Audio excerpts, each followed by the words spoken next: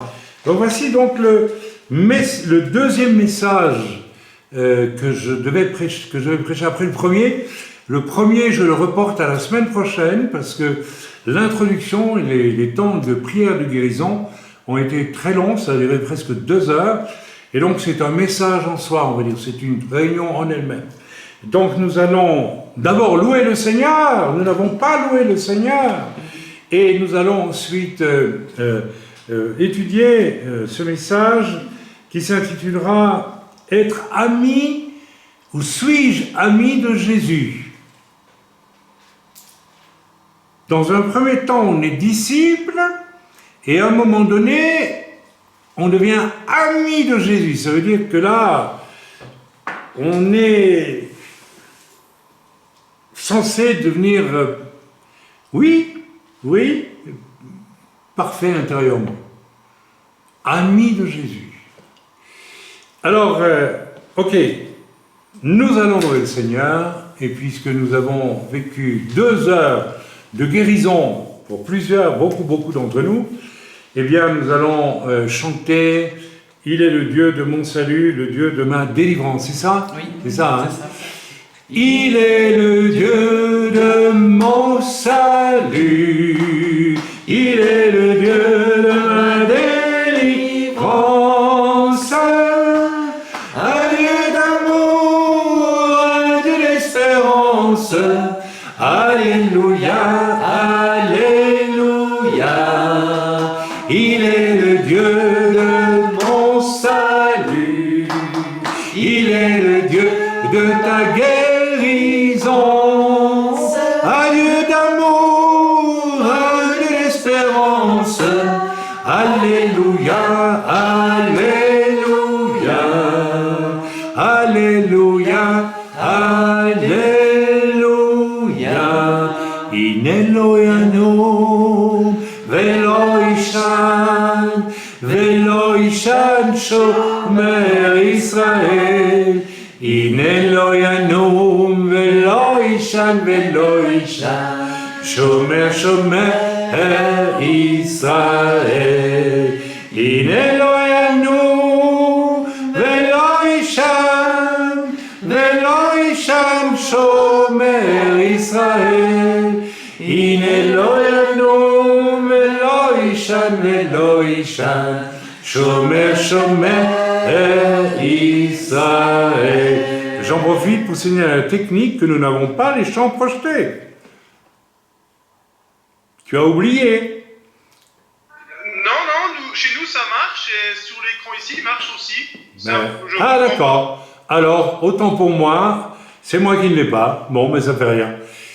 On loue le Seigneur. In Elohim velo ishan, il ne sommeille point, ne dort jamais celui qui veille sur chacune de vos vies, qui veille sur Israël, mais qui veille sur chacun d'entre nous. Mes amis, faites confiance en Dieu, même si votre âme a été jetée dans un puits profond. Rappelez-vous Joseph. Oui. Rappelez-vous Joseph, renié jalousé par ses frères, méprisé par ses frères, jeté, dépouillé de sa belle tunique, jeté dans un puits, vendu à une caravane de Bédouins de l'époque qui passaient par là, vendu en Égypte comme esclave. Et puis, vous connaissez la suite de son histoire. Ouais. Mais au fond du puits où il a été jeté, il n'y a pas un puits assez profond où Dieu ne puisse aller vous rechercher et vous guérir, vous délivrer. Faites confiance à Dieu. Dites-lui votre détresse, dites-lui votre peine. Venez à moi, vous tous qui êtes fatigués et chargés, et je vous donnerai du repos, dit le Seigneur.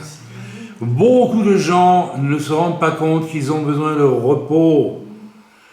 Beaucoup de gens veulent servir Dieu, faire des tas de choses, et leur âme est blessée à mort. Et ils vont servir Dieu avec fatalement des intentions tordues, mauvaises. Vous comprenez? Il faut accéder à ce nettoyage complet, à ce repos de l'âme, le grand Shabbat en eau, le vrai Shabbat, celui que Yeshua a obtenu à la croix pour toi, mon frère, pour toi, ma soeur, celui qui fait qu'il voit les abîmes dans lesquels ton âme a été jetée ou est encore en train de vivre aujourd'hui. Mais il veut t'en tirer, il veut te guérir, il veut te changer. Il veille sur toi, il le fera. Il n'y a aucune porte qui résiste à Dieu. Si tu aimes Dieu et si tu cherches Dieu, Dieu enfoncera les portes les plus blindées de ta vie pour aller te guérir, pour aller te sauver. Retenez ça, s'il vous plaît. C'est merveilleux, c'est important. Quelqu'un veut proposer un chant pour la louange? Atzalinu, Atzalinu, Atzalinu,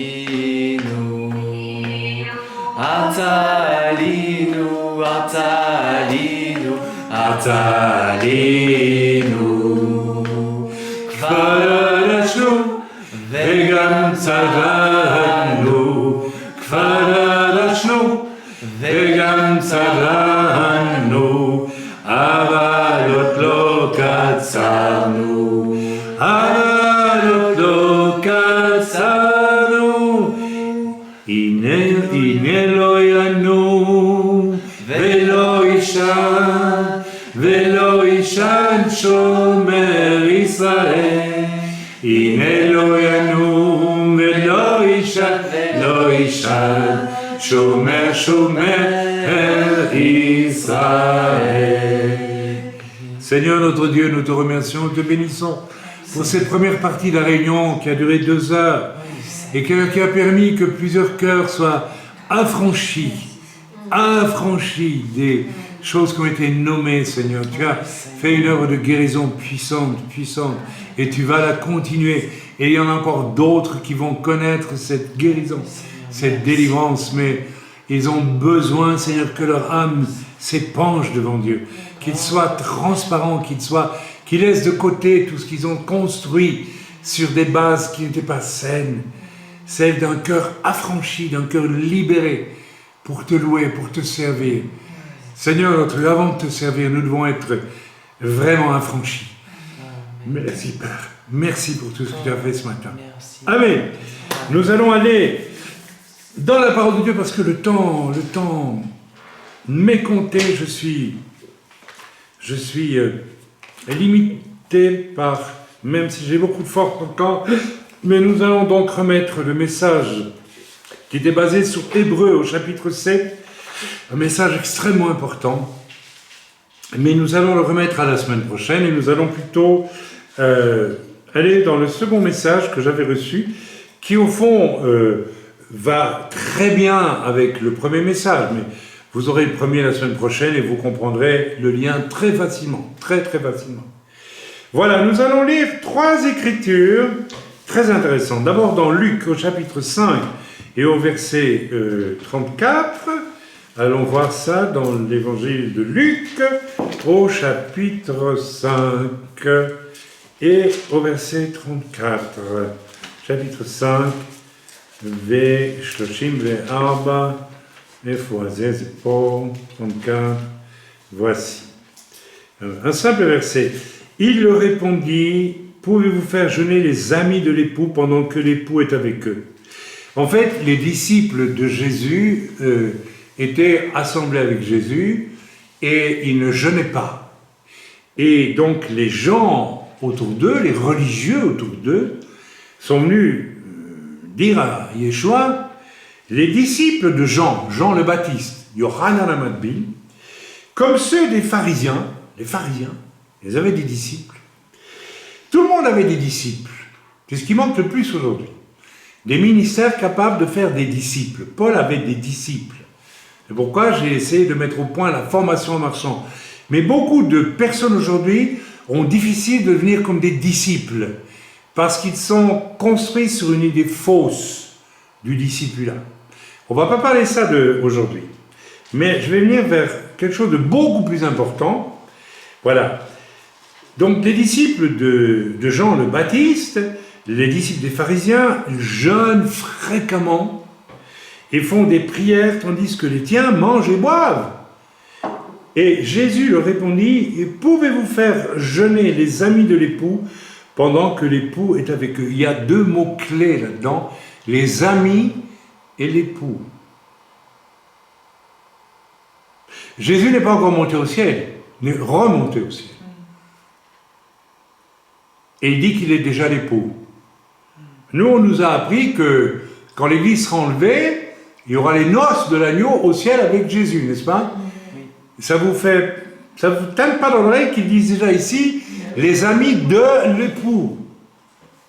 Waouh! Donc cette notion de mariage mystique, je ne sais pas comment appeler ça, spirituel, absolu, avec Jésus, qui n'existe que parce que un véritable croyant Yeshua, chrétien, juif messianique, appelez-le comme vous voulez, on va commencer à comprendre que ça ne fait aucune différence. Enfin bon, que c'est pas l'important, c'est pas l'essentiel. Bon, on en parlera la semaine prochaine de ça. C'est un sujet, c'est un thème, un énorme thème. Mais on devient l'époux de Jésus quand on plaît à Jésus totalement. Autrement, il ne nous épouse pas. Jésus est parfait. Il lui faut une épouse parfaite. Donc, ce que le Seigneur fait dans nos vies pendant tout ce temps que nous avons sur la terre, avant que nous soyons enlevés auprès du Seigneur un jour, c'est de nous épouser, enfin, de nous inviter à des fiançailles où on se prépare. Mais ici, c'est absolument extraordinaire, il dit, pouvez-vous faire jeûner les amis de l'époux pendant que l'époux est avec eux? N'est-ce pas? Alors, je ne dis pas la suite, mais voilà. Nous allons voir maintenant dans Luc 12 et au verset 4, il dit quelque chose d'assez semblable. Il va parler de ses disciples comme des amis, pas comme des disciples. Ils ont d'abord été des disciples, mais ils sont devenus rapidement des amis. Très vite. Ok? On va comparer ça tantôt à ce que l'apôtre Paul faisait. Il avait des disciples, et à un moment donné, il disait, un tel n'est plus un disciple, il devient un compagnon d'œuvre avec moi à égalité, si vous ne voulez pas à égalité, c'est pas une question de statut, c'est sûr que les disciples de Paul continuent à respecter Paul. Quand on est disciple de quelqu'un, on respecte la personne qui nous a enseigné, qui nous a formés. On ne devient pas copain, c'est pas ça que j'ai dit. Mais on devient ami. C'est magnifique. Alors lisons maintenant, moi je trouve ça extraordinaire, Luc 12, verset 4, je vous dis, à vous qui êtes mes amis, ne craignez pas ceux qui tuent le corps et qui après cela ne peuvent rien faire de plus. Je vous montrerai qui vous devez craindre, etc., le diable. Et je vous dis à vous qui êtes mes amis. Donc, il parle ici à ses disciples, mais qui ne sont plus que les disciples, qui sont des amis. D'accord? Ça fait une grande différence. On va lire maintenant dans Jean 15, au verset 15. Eh bien, nous l'avons ici. Jean 15, verset 15. Alors là, on va peut-être lire un peu plus. Je ne vous appelle plus serviteur. Dans le discipulat, c'est très très fort. Dans le judaïsme encore, même aujourd'hui, si quelqu'un veut profiter, en dehors peut-être des cours ou habituels des yeshivot, les écoles talmudiques où on étudie la Torah, le Talmud, enfin bref, tout ce qu'on étudie dans le judaïsme, la Gemara, le Zohar et tout ce qui s'ensuit, on peut vouloir s'approcher plus fortement d'un rabbin, pour bénéficier de plus de lui, pour être formé en quelque sorte par lui. Dans ce cas-là, le rabbin va exiger de l'élève des services. Il est en droit de le faire. Il dit, bon, ben, tu vas cirer mes pompes, tu vas aller faire mes courses, tu vas laver ma vaisselle, tu vas faire ça et ça et ça. Moi, je veux bien te... Oui, oui. Et c'est pas anormal. C'est pas anormal. J'ai essayé, avec la formation marchande, que Jésus a pratiqué avec ses disciples, que Paul a pratiqué avec ses disciples, qu'avant eux, longtemps avant eux, Élie a pratiqué avec Élisée, que dans le judaïsme aujourd'hui on trouve encore, et j'ai trouvé beaucoup de gens qui voulaient bien devenir mes amis, mais sans passer par la case serviteur. Ils ne sont jamais restés mes amis. Ils sont même devenus mes ennemis. On a des exemples. Donc, tous ces noms-là ne sont pas là pour rien. Et Yeshua dit ceci, « Je ne vous appelle plus serviteur, mais parce que le serviteur ne sait pas ce que fait son maître, et ça c'est vrai aussi. Mais je vous ai appelé ami parce que je vous ai fait connaître tout ce que j'ai appris de mon Père. » Vous voyez un peu ce que ça veut dire. Donc là, il y a d'une certaine façon, ils arrivent à être dans la connaissance de Dieu la plus, qui est celle de Jésus. Ok? Ce n'est pas vous qui m'avez choisi, mais moi qui vous ai choisi. Et ça, c'est important aussi. Ce n'est pas vous qui m'avez choisi, c'est moi qui vous ai choisi. Ici, je fais une parenthèse pour tous ceux qui veulent servir Dieu. Je n'ai jamais voulu servir Dieu. Je vous le dis en toute honnêteté, je n'ai jamais même pensé que je servirais un jour Dieu. Ça c'était absolument absent de mon esprit, pour la simple et bonne raison que je ne pensais pas que je pouvais, moi, désirer servir Dieu. C'est aussi simple que ça. Par contre, j'acceptais d'être un boy, un serviteur. Oui, ça oui, pas de problème. Et ma femme est témoin, c'est Dieu lui-même qui, quelque part, a organisé mon appel au ministère. C'est Dieu qui nous trouve, ce n'est pas nous qui pouvons faire que Dieu se serve de nous. Or ça, c'est le problème de pas mal de gens aujourd'hui. C'est une parenthèse que je fais, mais qui est importante. Ils ne sont pas... Je crois que Jésus appelle au ministère des gens dont il sait qu'ils sont des amis de Dieu. Vous entendez ce que je vous dis? Dieu appelle au ministère ceux dont il connaît le cœur, même s'ils sont encore imparfaits. Pierre est imparfait, et les autres étaient imparfaits, mais Dieu connaissait leur cœur. C'était des amis de Dieu. J'aimerais qu'on réfléchisse beaucoup à cette notion. Ce n'est pas vous qui m'avez choisi, mais moi je vous ai choisi, et je vous ai établi afin que vous alliez et que vous portiez du fruit, et que votre fruit demeure, afin que ce que vous demanderez au Père en mon nom, il vous le donne. Ce que je vous commande, alors là, ça, c'est le verset, la partie que je préfère, c'est que vous vous aimiez les uns les autres. Mes amis, ici, on est sur quelque chose d'une... Ça n'a l'air de rien, mais c'est extrêmement important.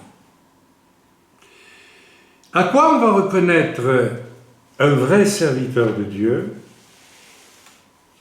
C'est que lorsqu'il rencontre un autre serviteur de Dieu, il va l'aimer. J'ai écrit ce livre, et je reviens dessus, je le montre. Il s'appelle « Copain coquin ». Parce que, selon ce que j'ai observé, et je l'exprime, j'ai quand même 73 ans, et j'ai 40 ans de conversion derrière moi, et 37 ans de ministère, c'est ça? Ou 36, je ne sais plus. Je n'ai pas rencontré beaucoup d'amour entre chrétiens, ni même entre serviteurs. Je parle du véritable amour.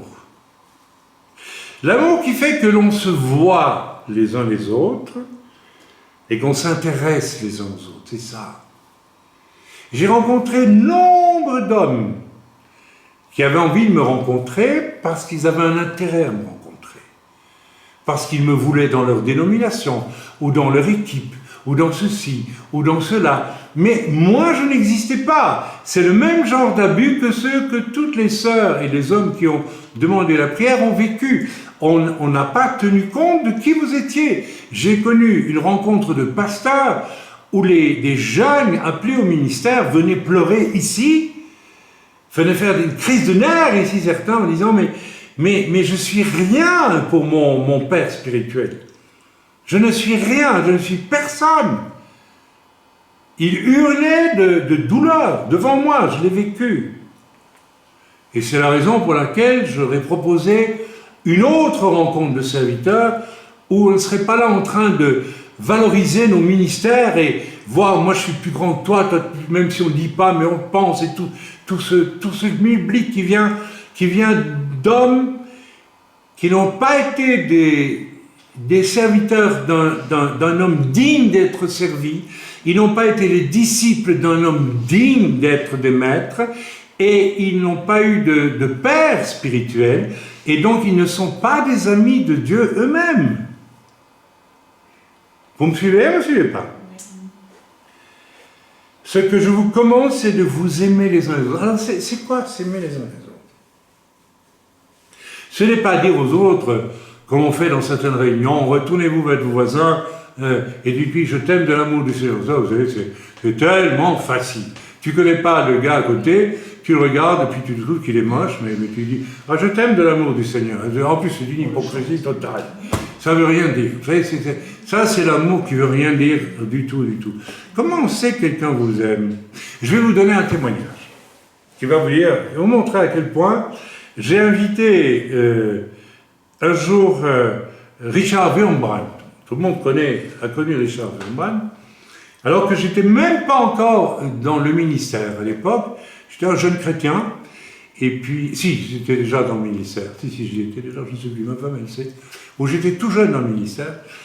Et quand je suis allé chercher Wurmbrand à la gare de Verviers, en Belgique, je devais le ramener à Malmedy, nous habitions Malmedy, pour ceux qui connaissent un peu la Belgique.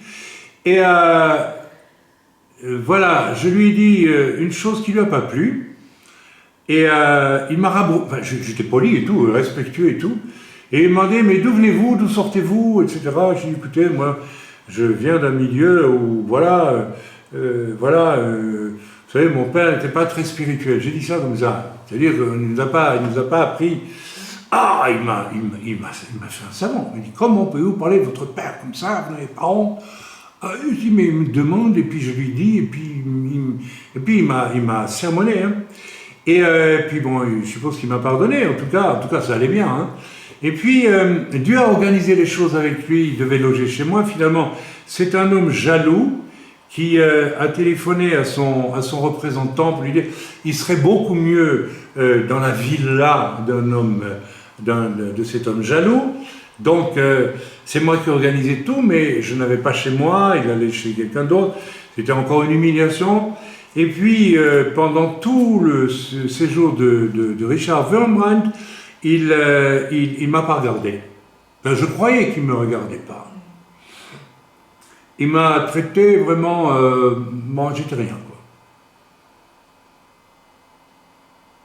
Donc, je pouvais penser... il m'aime pas. Je n'ai pas pensé. Je n'ai même pas pensé ça. Je sentais qu'il y avait quelque chose que je ne comprenais pas encore. Et puis, à la fin du séjour, alors que nous étions dans la villa du monsieur qui, lui, était triomphant parce qu'il m'avait chapardé Wurmbrand pour l'héberger chez lui, alors Wurmbrand était bien installé, c'est très bien, j'étais content. Wurmbrand, alors qu'il allait partir, devant tout le monde, il m'a posé une question, il s'est tourné vers moi, alors qu'il ne m'avait même pas parlé pendant tout son séjour. Il était resté quelques jours quand même. Une semaine il était resté, une semaine. Il avait prêché plusieurs fois. Il m'a simplement dit, est-ce qu'on vous a déjà établi pasteur, vous? Je dis non. C'est dommage, vous en valez la peine. En réalité, est-ce que vous comprenez? Il n'a pas voulu me dire des belles paroles, mais il m'a vu. Il a vu qui j'étais. Avec mes défauts, mais il a vu. Vous voyez, c'est réussir à voir quelqu'un. J'aime autant vous dire que le jaloux, là, il était super jaloux. Mais il m'a vu. Je n'ai eu qu'un regret, et j'aurais dû me jeter à genoux, en plus il était juif, et lui demander qu'il m'impose les mains et qu'il me bénisse comme un père bénit son fils. Ça aurait été pour moi merveilleux. J'étais tétanisé, j'étais tellement dans le respect de Richard Wurmbrand. Pour moi, c'était un homme de Dieu extraordinaire. Mais il m'a aimé. Vous voyez ce que c'est qu'aimer? Je ne sais pas si vous comprenez la différence entre dire je t'aime et aimer vraiment. Aimer, ce n'est pas nécessairement être plein de belles paroles, mais c'est aimer selon le cœur de Dieu. voir l'autre et lui dire de la part de Dieu ce que tu as à lui dire. C'est ça aimer. C'est là qu'on aime le mieux. Ça n'a rien à voir avec les sentiments et tout ce qui s'ensuit. Bien, je continue donc mon message. Voilà, nous sommes tous appelés donc à être les amis de Jésus, de Yeshua. J'ai fait une petite comparaison avec ce qui se passe lorsque l'apôtre Paul, n'est-ce pas, parfois c'est très intéressant, c'est lui-même qui désigne très souvent ses disciples. Il fait comme Jésus. Jésus a choisi les 12 disciples qui le suivent. Il les a choisis. Il leur a dit, toi, viens, toi, viens, toi, viens. L'apôtre Paul faisait la même chose. Il choisissait ses disciples et il les formait. Ça ne marchait pas nécessairement toujours. Dans l'équipe de Jésus, il y en a un avec qui ça n'a pas marché non plus. Donc, voilà. Mais c'est Jésus qui choisit, c'est l'apôtre Paul qui choisit. Et l'apôtre Paul, on voit très bien dans ses relations avec ceux qu'il choisit pour les former, pour les faire rentrer dans un appel de Dieu, pour en faire des amis de Dieu, eh bien, il les fait passer du stade de serviteur, de boy, hein. Tu vas cirer mes pompes, hein. Vous savez, quand Jésus était avec son équipe, c'est eux qui allaient chercher du pain, etc. Et puis lui, Jésus ne faisait pas ça, hein. Quand il n'y avait pas de pain, il faisait des miracles. C'est une autre dimension, c'est autre chose.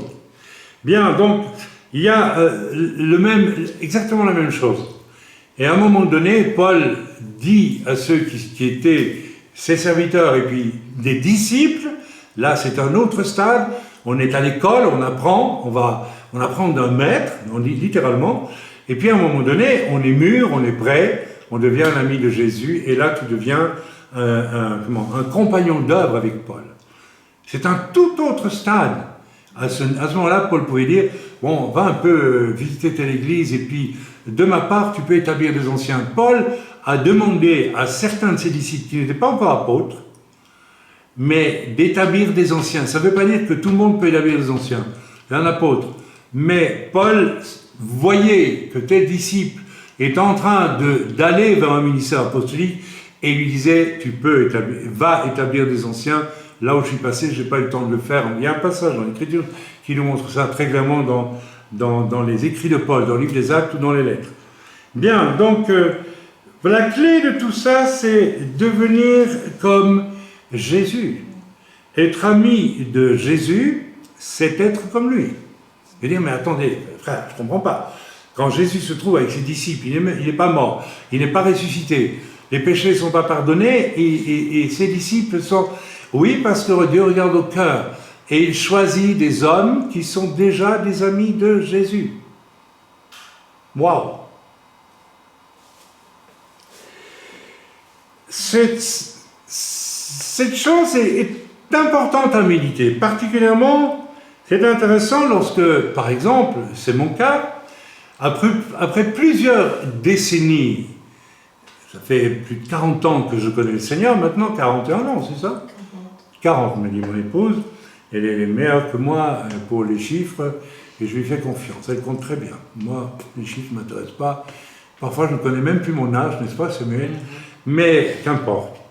Cette notion est importante, surtout lorsque l'on arrive après 40 ans de vie chrétienne, on en arrive à se demander, mais je suis qui pour Jésus? Alors, j'aimerais m'expliquer comment on a toutes ces années derrière soi et que l'on approche quand même de la case finale un jour ou l'autre de son existence, on se questionne, on se demande, est-ce que je suis un ami de Jésus? Eh bien, je vais vous faire une confidence, cela fait 2 fois ou 3 fois ces derniers temps que le Seigneur m'a dit, oui, tu es mon ami. Toi, je ne suis pas parfait. Hein? Tu es mon ami. Nous sommes amis, toi et moi. C'est... Waouh! Est-ce que c'est compliqué à vivre? Non, ce n'est pas compliqué. Maintenant, il faut se poser des questions. On peut aussi avoir envie d'être ami avec Jésus, mais est-ce que pour autant on est ami de Jésus? Alors, on ne va pas relire Luc 5, verset 34, si on va peut-être le lire rapidement, et le verset 35, voilà. Il est question, il y a des mots qui sont très importants et qu'on ne peut pas passer par pertes et profits. On va y retourner dans Luc, donc au chapitre 5, si vous voulez bien. Ça va, ça vous parle ou pas? Ça vous parle pas? Je veux dire, moi je vieillis, je fatigue. Hein. Peut-être que je fatigue pas mal de gens, mais ça fait rien. Qu'est-ce qui a crié là? Quelqu'un qui est fatigué? Non? Pas fatigué. Bon, d'accord. Ok, verset. Merci Arnaud. Encourage-moi, j'en ai besoin aussi. Oui, moi aussi j'ai besoin d'être encouragé parfois. Bien sûr, qu'est-ce que vous croyez? Donc, Luc 5, verset 34, nous y sommes. Shoshim ve'arba zepo. Les jours viendront où l'époux leur sera enlevé. Vous voyez les questions ici de l'époux. Ça veut dire qu'il est déjà... Alors ils jeûneront ces jours-là. Il leur dit aussi une parabole, personne, etc., etc. Les jours viendront où l'époux leur sera enlevé. Voilà. Voilà, on reprend à partir du verset 34. Il leur répondit, pouvez-vous faire jeûner les amis de l'époux pendant que l'époux est avec eux? Les jours viendront où l'époux leur sera enlevé. Yeshua lui-même, avant même de monter sur la croix, d'expier les fautes de l'humanité, de ressusciter, de rester sur la terre pendant 40 jours et puis de monter au ciel pour prendre sa place à côté du Père en royauté, s'il vous plaît, il dit déjà, il est l'époux de ceux qui sont là, ses disciples, ses amis. Waouh! L'époux. Déjà ici, Jésus déclare que ceux qui sont là sont déjà unis à Jésus. S'il dit qu'il est l'époux, c'est qu'il est déjà uni avec eux. Il est marié avec eux. C'est quand même troublant cette affaire. Et cela bien avant que ne viennent un jour les prochaines noces de l'agneau qui nous sont promises et qui n'ont pas encore eu lieu depuis ce temps-là et qui doivent encore venir. Les noces de l'agneau. C'est quoi les noces de l'agneau? Alors moi je m'amuse parfois, je sens bien quand certains parlent de nos agneaux, ils disent il y aura un grand repas, et puis on aura des mets succulents, et puis on va bien manger, et tout ça, et puis bon, une espèce de gueuleton à la française, quoi, pardon, pas les Français, mais non, c'est pas ça du tout, les noces de l'agneau. C'est, je dirais, l'accouplement parfait, le mariage parfait avec le monde spirituel de Dieu en Yeshua, s'il vous plaît, c'est pas n'importe quoi, et nous-mêmes. Et là, nous sommes amis. Et d'une certaine façon, Yeshua leur dit à ses disciples, nous sommes déjà en train de vivre les noces de l'agneau. D'une certaine façon, spirituellement, nous les vivons déjà. Vous êtes mes amis. Nous sommes unis, vous et moi. C'est extraordinaire. Et le Seigneur peut nous poser cette question aujourd'hui. Est-ce que Jésus peut me dire que je suis son ami? Alors là, il faut être honnête. Alors si vous faites marcher votre intellect, et comme vous n'avez pas envie de dire le contraire, de « oh, ouais. » Non, je parle de quelque chose de très profond en vous. Mes amis, depuis 3-4 mois, le Seigneur me conduit dans cette dimension et où Dieu m'a fait du bien. Il m'a dit, mais nous sommes amis, toi et moi. Je vous l'ai dit il y a quelque temps. C'est étrange de pouvoir dire, je suis ami avec Dieu. Je suis ami avec Jésus, pas avec Dieu, avec Jésus. Vous savez pourquoi Jésus leur dit qu'il les a déjà épousés, en quelque sorte? Qu'ils ont déjà vécu quelque part spirituellement quelque chose qui ressemble aux noces de l'agneau. Ah oui, puisque c'est l'époux. Et pourquoi il leur dit vous êtes des amis? Et vous n'êtes plus des disciples, et vous n'êtes plus des... Vous êtes là. Parce que Jésus savait que, hormis Judas, toute l'équipe qu'il avait choisie lui-même, n'est-ce pas, eh bien, allait le suivre jusqu'au bout. Parce qu'au fond de leur cœur, je vais vous apprendre des choses que vous allez trouver d'une banalité terrifiante, ils aimaient Jésus. Peut-être qu'ils ne savaient même pas pourquoi ils aimaient Jésus, mais ils aimaient Jésus. Quand Pierre, qui pourtant n'était pas à une bêtise près, Pierre, le camionneur, Ah! Lorsque Jésus lui demande qui dit-on que je suis, qu'il dit tu es le Mashiach, le Fils de Dieu. Jésus lui répond, ce n'est pas la chair et le sang qui t'ont révélé ça, c'est mon Père dans les cieux. Toi, tu es mon ami. Celui qui est l'ami de Dieu, il tient le langage de Dieu. Il ne tient pas un autre langage. Tout ce qui est religieux, tout ce qui est superficiel, tout ce qui est inutile a été dégagé de sa vie. Je vois trop de gens qui s'attachent à des ersatz, de choses, et que ce soit dans les milieux pentecôtistes, enfin pas pentecôtistes, mais charismatiques, où des gens s'imaginent que parce qu'ils font aller des drapeaux pendant des heures dans une réunion, et ils sont les amis de Dieu, mais ils sont les amis de leur drapeau, et puis c'est tout. C'est grotesque. C'est pas ça que Dieu veut. Dieu veut votre cœur, il ne veut pas votre drapeau. Quand je vois dans d'autres milieux, messianiques par exemple, parce qu'on met son talit et ça, mais Dieu il s'en fiche complètement de ton talit. Vous croyez que Jésus a un talit au ciel? Il n'en a pas. Vous croyez que Jésus a une kippa au ciel? Il n'y a pas de kippa. Sommes-nous les amis de Jésus ou nous sommes-nous les amis de notre religiosité? Ou des choses que nous croyons être bonnes, parce que nous les aimons nous-mêmes. Il n'y en a qu'un seul qui a fait ça dans l'équipe de Jésus, il s'appelait Judas. Je viens avec toi, je dis que je t'aime, mais j'aime autre chose. Et je voudrais bien coudre, n'est-ce pas, ce mauvais tissu sur le bon tissu et que ça marche. Et ça ne marche pas, d'où la fameuse parabole de loutres qui seront, ou de tissu. N'est-ce pas? Quand on remet un tissu sur un trou, ça se déchire quand même. C'est une image de ce que certains apportent, qui n'a rien à voir avec Dieu, mais qu'ils veulent apporter en plus, parce que ça leur convient. Mes amis, attention à ça! Attention à ça, ça existe. Vous n'êtes pas les amis de Jésus, vous êtes les amis de votre passion, de ce que vous avez envie de faire. Ça va très fort avec le message que j'ai donné pendant 2 heures pour libérer des sœurs, des frères, n'est-ce pas? Vous aidez vos enfants, non pas parce que vous les aimez, parce que vous voulez qu'ils soient comme vous voulez qu'ils soient. Vous avez votre religion dans l'éducation. Vous avez votre religion dans vos rapports avec vos femmes. Vous ne voulez pas que vos femmes soient bénies bibliquement par vous, vous voulez les imposer, vous les choisissez presque comme du bétail. Moi, j'ai entendu des choses terribles. J'ai vu un homme un jour dire, voilà, c'est moi qui l'ai choisi, hein. C'est moi que j'ai choisi. Mais enfin, c'est une vache ta femme ou c'est un être humain? Tu m'appartiens. Quoi? Je t'appartiens pas. Tu es un voleur. Tu es un voleur de vie. Tu n'es pas un ami de Jésus. Tu n'es pas un ami de Jésus. Un ami de tes passions. Tu n'es pas un ami de Jésus.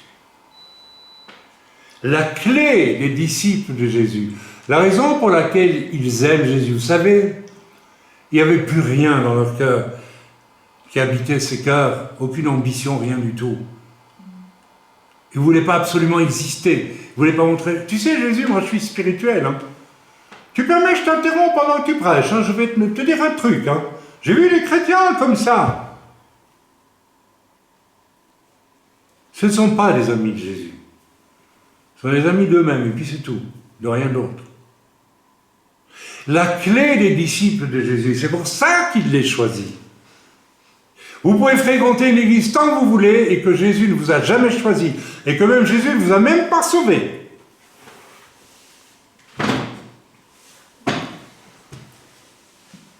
Beaucoup de gens dans les églises ne sont pas sauvés. Ah, vous êtes libre de venir physiquement dans une église, de participer au culte, mais de ne pas être sauvé du tout. La clé des disciples de Jésus, c'était l'humilité. L'abandon de tout ce que je crois être bon moi, c'était des juifs. Ils allaient à la synagogue, ils étaient instruits.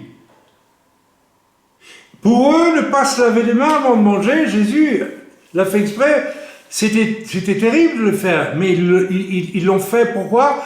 Parce qu'ils aimaient Jésus, ils étaient les amis de Jésus, qui venaient bouleverser toutes les règles religieuses, derrière lesquelles se réfugiaient les pharisiens, mais dont le cœur était rempli de pourriture, rempli d'orgueil.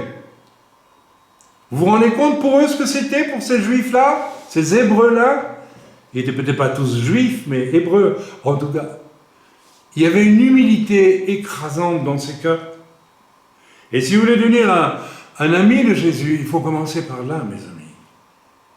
Si vous vous convertissez parce qu'on vous a amené dans une église, etc., vous savez, je veux dire très franchement, on voit tout de suite si quelqu'un est converti à la façon dont il se convertit. C'est très simple.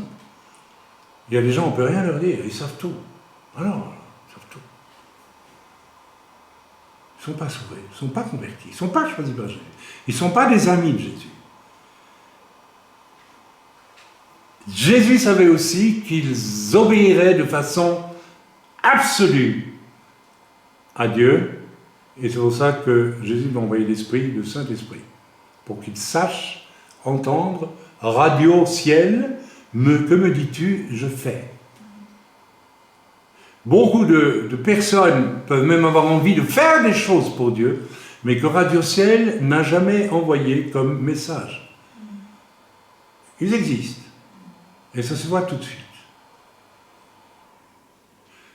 Vous savez, parfois il faut laisser faire les gens pour voir vraiment si ça vient de Dieu ou pas de Dieu, ce qu'ils font.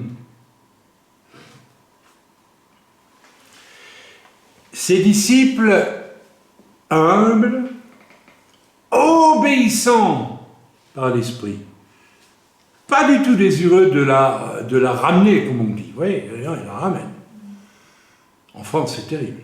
C'est terrible, cet esprit c'est très fort. On ne va pas s'appuyer sur les raisons historiques de tout ça. C'est votre révolution, c'est tout ce qui s'ensuit, enfin bref, c'est comme ça. Voilà. C'est pourquoi la France décourage les missionnaires. Les missionnaires restent en moyenne 2 ans en France, après ils s'en vont avec une dépression. Parce que Dieu trouve peu de gens dont il pourra dire « c'est un ami, c'est mon ami ». Et le but du Seigneur, mes amis, c'est de vous dire un jour, tu es mon ami. Ton cœur a été nettoyé de tout orgueil, de toute arrogance, de toute religiosité vaine. On en parlera la semaine prochaine, avec Hébreux. La lettre aux Hébreux, c'est la lettre aux Hébreux que je vais lire, où Paul met en garde contre tout ce qui relève de la loi. Et alors encore une fois, il faut être équilibré. Nous faisons Shabbat, nous faisons la Sainte Seine à Pessa, parce que je suis convaincu que c'est le seul endroit où on fait la Sainte Seine. Mais c'est exactement comme ça que ça s'est fait quand Jésus était sur la terre, et c'était encore la loi à l'époque qui régnait, n'est-ce pas? Mais on ne va pas discuter de ça. Humilité, amour de l'obéissance, je vous pose la question. Il faut être franc, il faut être sincère. Est-ce que tu as vraiment en face des personnes qui sont responsables de toi? Je parle des ministères. Est-ce que tu as une envie, mais formidable, d'obéir? Est-ce que tu as une envie qu'on te donne des ordres, qu'on te demande de faire quelque chose? Est-ce que tu aimes ça? Si tu n'aimes pas ça, tu ne seras pas un ami de Jésus. Si tu n'aimes pas qu'on te demande de faire quelque chose, ça veut dire que tu t'aimes toi d'abord. Donc voilà, tu n'es pas né de nouveau. Celui qui est né de nouveau, il aime obéir. Il aime obéir. C'est un ex-grand rebelle qui vous dit ça. Avant ma conversion, je ne voulais obéir à peu près à personne. Mais une fois que j'ai été au Seigneur, j'ai trouvé un délice intérieur de cœur à obéir. Quand le pasteur me demandait une chose, je vous ai donné le témoignage du traité que j'ai imprimé dans la cave de l'église. Vous connaissez tout ça. Mais je me suis régalé à le faire, alors que je faisais un truc inutile. Mais je savais que ça ferait plaisir au pasteur. Donc je l'ai fait. J'ai aimé obéir. Jésus nous choisit si nous aimons obéir, si nous sommes humbles. Et si nous savons, à partir de là, vivre une dépendance absolue à ce que l'Esprit de Dieu va nous dire d'être et de faire. D'ailleurs, c'est jamais un hasard que ce fameux test du « vends tout ce que tu as et suis-moi » intervient si souvent dans la parole de Dieu. Et quelque chose qui est intervenu dans la vie de grands hommes de Dieu. Là, il y a déjà le premier test, quand Dieu nous dit allez, arrête le théâtre, Haïm, hein, c'est pas le milieu. Moi, j'ai compris tout de suite. Ce jour-là, j'étais l'ami de Dieu. J'étais l'ami de Jésus. Oui, Jésus m'a dit abandonne le théâtre, j'ai dit oui. Je n'ai pas discuté une seconde. Ce jour-là, j'étais l'ami de Jésus. Ce jour-là, j'étais déjà aux noces de l'agneau. Ah oui, j'étais déjà en train de rentrer dans les noces. Parce que ma relation avec Jésus était parfaite là. Parfaite. Soyons honnêtes. Nous disons, nous appartenons au Seigneur. Nous sommes vraiment certains que nous avons obéi en toutes choses au Seigneur depuis que nous disons le connaître. Ou bien, nous sommes obéissants pour certaines choses, mais pas pour tout, n'est-ce pas? On rapporte une pièce à nous sur l'autre pièce, et ça va se déchirer. Si tu n'as pas la certitude d'avoir une obéissance honnête, profonde, réelle, en tout à Dieu, tu vas vivre des dégâts ou tu vas amener des dégâts terribles autour de toi. Tu vas détruire. Le Seigneur ne peut pas se servir de toi. Voilà. Donc, puis-je dire que je suis un ami de Jésus ou pas ce matin? Posons-nous la question. Posons-nous la question. Et ça, c'est vous seul qui le savez quand vous priez. Vous êtes seul dans votre chambre et que vous parlez avec lui. C'est lui qui vous dira, oui, tu es mon ami. Et ça, vous ne pouvez pas le fabriquer. Donc je pose la question, face caméra, est-ce que tu es l'ami de Jésus? Il peut te demander ce qu'il veut, tu le fais tout de suite, à l'instant même, à la seconde. Ou bien tu organises les choses à ta façon. J'obéis là, mais là, je fais ce que je veux. Ah, tu n'es pas l'ami de Jésus. Tu n'es pas. Tu n'es pas sur le chemin pour devenir l'ami de Jésus. Tu es ami de toi-même. Tu veux jouer sur les deux tableaux. Ça ne marche pas. Tant que tu fais ça, Jésus ne te choisira pas. Tu ne seras ni son serviteur, ni son disciple, et tu ne seras jamais son ami. Si tu veux devenir le serviteur, d'abord le boy, qui aime rendre service, qui aime donner, se servir. Il y a des gens qui viennent à la réunion, on se demande ce qu'ils cherchent. Ils cherchent à paraître. Oui, ils s'ennuient, même quand vous prêchez, ils s'ennuient, ils parlent d'autre chose. Coucou, ça va? Vous les ennuyez. Ils attendent que le jour où ils vont pouvoir faire quelque chose, montrer qu'ils sont là. Mes amis, c'est une catastrophe. Vous ne serez jamais serviteur, vous ne serez jamais disciple, vous ne serez jamais ami. Mais vous pouvez le devenir. Donc il faut commencer par vraiment, je crois que le message de cet après-midi, il est très, très clair. Hein? Il est juste, il est sobre. Je vais terminer avec une histoire que je voulais vous raconter. Une très très belle histoire. Voilà. Donc, il était un petit cordonnier qui était profondément épris et amoureux d'une princesse.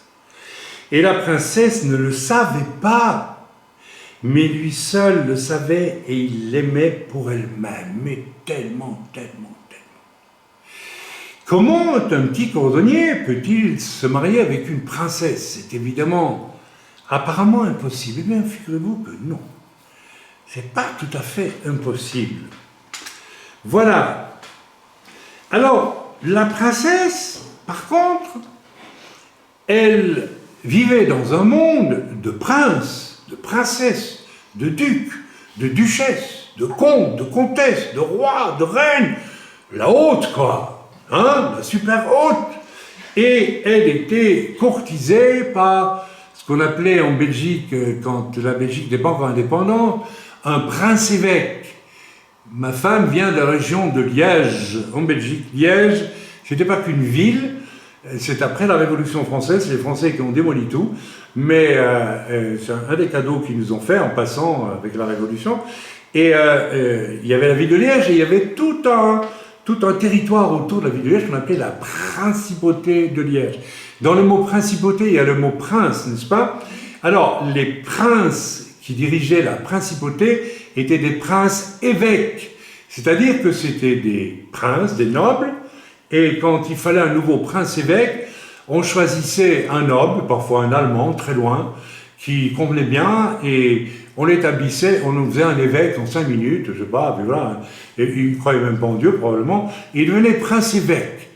Donc, des gens qui n'ont rien à voir avec des gens de foi, bien sûr. Et elle était vraiment dans ce milieu des courtisans et des seigneurs de la cour, et elle connaissait, elle était courtisée évidemment par un duc ou un prince, je ne sais plus, mais qui était vraiment, lui était très éblouissant de langage. Ah, c'est toi qui m'as raconté que tu as connu des gens avant de te marier éblouissants de langage et tu les as pris comme la peste. Tu as eu bien raison. Il y a des gens comme ça, vous savez, etc. Alors, habillé bien sûr comme un prince, avec je sais pas moi, des dorures, des machins, des germeaux, enfin des trucs, de dentelles, des machins, et une grande cape, vous savez, qu'on ramène comme ça. Moi, j'ai connu des juifs messianiques qui la ramenaient avec leur talit, comme ça. T'as vu mon talit? Ouais. Une vanité, un orgueil épouvantable. Vous savez ce qu'ils cherchaient, ces juifs-là, messianiques? Ils cherchaient à séduire leur public. Les pauvres petits goy qui n'avaient jamais vu un talit. Ah, le talit, oui, bien sûr. Oui, ça se fait, ça se fait. Oui. Alors, revenons à notre prince, n'est-ce pas, donc, qui a tout ce qu'il faut pour séduire la jeune princesse. Mais rappelez-vous, le cordonnier qui n'avait aucune chance de l'épouser, lui, il l'aimait pour elle-même. Le baron, le comte, le prince, ici, tout ce que vous voulez, il convoitait la jeune fille parce qu'elle était belle, parce qu'elle était la fille d'un comte aussi, ou que sais-je d'autre, mais il n'aimait pas la princesse, mais en fait, qu'est-ce qu'il voulait? Il voulait la conquérir. Et il allait prendre tous les moyens, il va parler au cousin de son beau-frère, ou du bâtard de son oncle qui est un noble aussi, et tu vas faire des pressions par la famille parce qu'elle va accepter de m'épouser. Vous voyez, oh, c'est plein d'amour, hein, c'est oh là là, c'est plein d'amour. Le petit cordonnier, pendant ce temps-là, il est au courant de tout ça, il dit, jamais je l'aurai, moi je l'aime pour elle-même. Je lui donnerai tout, tellement je l'aime, je l'aime. Un beau cœur, n'est-ce pas? Mais voilà, le pauvre petit cordonnier à côté de cela n'avait aucune chance, pas la moindre, n'est-ce pas? Mais nous aimons tous les belles histoires qui finissent bien, n'est-ce pas?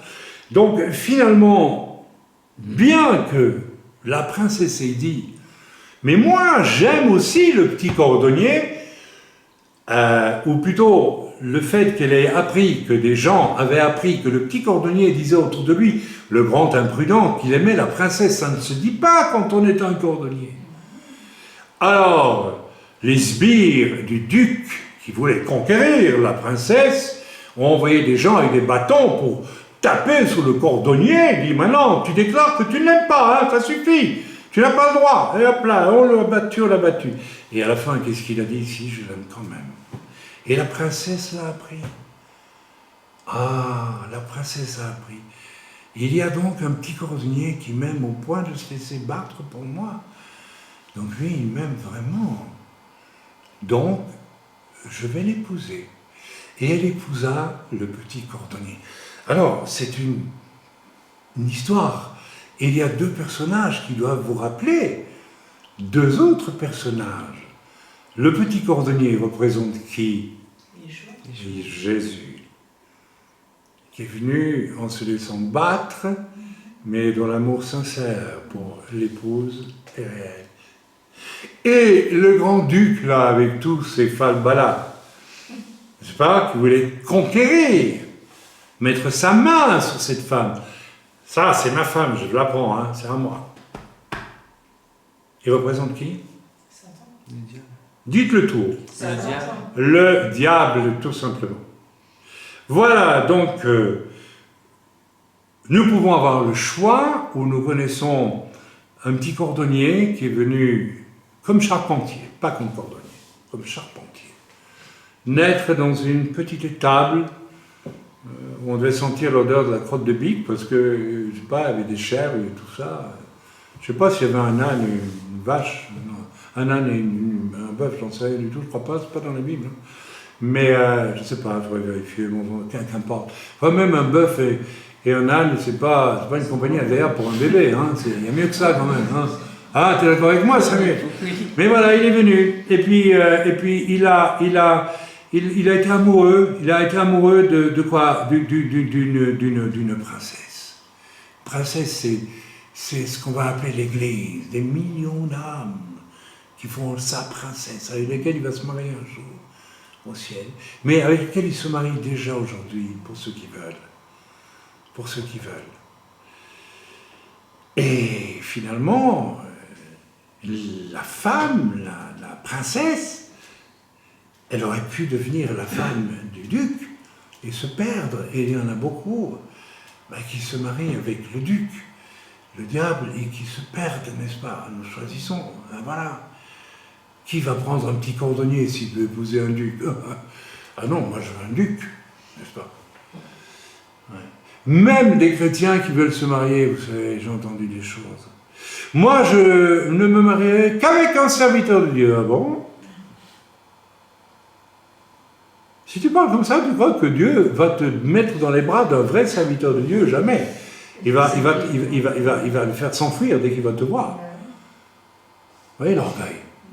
Voilà, je vous laisse cette petite parabole, cette petite historiette improvisée. Je ne l'ai pas répétée ni rien du tout, voilà, mais je la trouve jolie, je la trouve bien, n'est-ce pas? Que Dieu soit béni et que Dieu soit loué. Soyons certains d'être les amis de Jésus. Et on peut l'être à tout moment. Et soyons certains que notre vêtement n'est pas composé de deux pièces, avec une pièce rapportée. Vous voyez ce que je veux dire? L'Écriture parle de ça. Et bien ça va se déchirer de toute façon. Tout ce que tu vas ajouter à l'appel de Dieu pour ta vie, tout ce que tu ajoutes, ou bien tout ce que tu refuses à Jésus. Tout ce que tu refuses à Jésus. Quand Judas a vu que Jésus pouvait multiplier les pains, il aurait pu comprendre le message, mais arrête de tracasser avec l'argent, Judas. Judas tenait la caisse, mais lui, et puis il volait en plus. Quand il a vu Jésus multiplier les pains gratis, comme ça ne coûtait rien, il a dû dire, c'est misérable ce que je fais. Je vais me mettre un magot de côté alors que il est en train de me montrer que je peux tout avoir sans rien payer. Ah oui, la foi fait que tu reçois tout et tu n'as rien à payer. Vous avez remarqué ça? Le salut, c'est gratuit. Hein? La santé, c'est gratuit. Les bénédictions, c'est gratuit. Tout ce que Dieu nous donne, c'est gratuit. Il n'y a pas à travailler pour ça. C'est merveilleux. Voilà. Judas n'a pas été l'ami de Jésus. Parce qu'il a préféré son règne à lui, les choses qu'il aimait et dont Jésus n'avait absolument pas besoin. Et il a voulu les ajouter à ce que Jésus demandait qu'il soit, et ça l'a détruit. Je vous demande vraiment de prier, de vous poser la question honnêtement. Est-ce que je suis l'ami de Jésus? Est-ce qu'il peut me dire telle chose et obéir au doigt et à l'œil? Ou est-ce que... Et surtout ça, ne me le demande pas. Hein. Surtout ça, ne me demande pas. Cet après-midi, Elisheva nous a rappelé cette chose merveilleuse et qui m'avait presque effrayé. Elle s'est convertie, moi je suis converti 2 semaines après elle. Mais la première semaine de sa conversion, alors qu'elle était à l'Académie des Beaux-Arts de Liège, qui était une des meilleures élèves, c'est vrai, elle vendait déjà ses dessins et ses tableaux, je pense, et qu'elle était promise à un professorat en sortant. Il lui restait quelques mois, 3 mois, 4 mois à faire. Elle a vendu ses pinceaux, tout ce qu'elle avait. Elle a dit, je suis prêt à partir en mission en Afrique. Du jour au lendemain, comme ça, elle a tout laissé. Ce jour-là, elle était une grande amie de Jésus. Oui, mes amis, elle a été une amie de Jésus.